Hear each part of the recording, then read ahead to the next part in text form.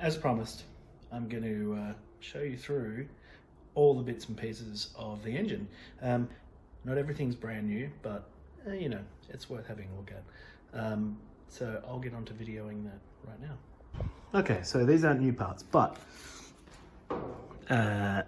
rocker cover, camshafts, exhaust manifold, turbo, wastegate actuator. The wastegate is, wastegate's that guy there. Intake manifolds. Head, this is the bit that was shaved down today. And yeah, looks super shiny, super new. Fuel rail. Intake plenum, throttle body, new alternator. You've seen this, but my new fancy schmancy lithium battery. Lower engine torque mount bushing. This is a race spec, ultra hard sort of rubber compound, as is this. So we'll get very little flex. Brains of the matter, the ECU. Plenum gasket, big deal. This guy here is the top end gasket set. So we have a head gasket. We've got head gasket, intake manifold, exhaust manifold, and all the various bits and bobs as far as seals and things like that go. You've seen these before, the carbon pedals. This little baggie here has,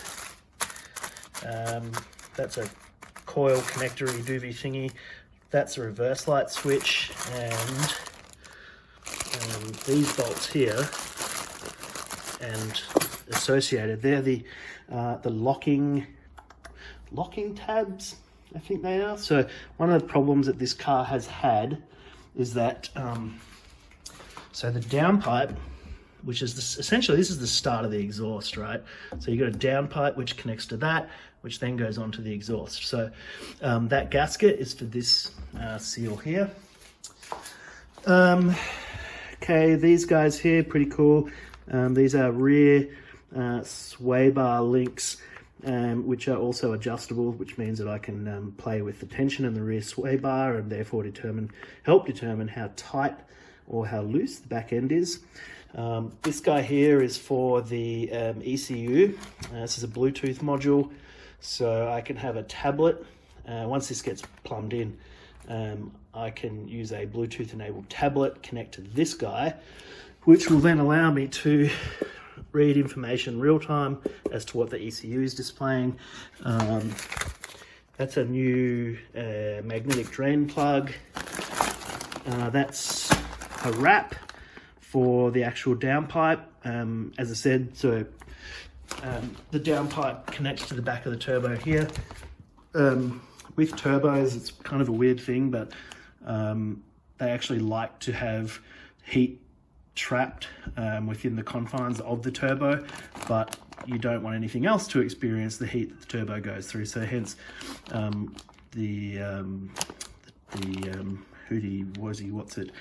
heat shield stuff. This guy here, this is a heat shield slash heat turbo blanket. So the manifolds, exhaust manifolds will be under there, and then the turbo gets wrapped up like that, or the body of the turbo. So then we got that little guy, and then the tape then winds back through the downpipe.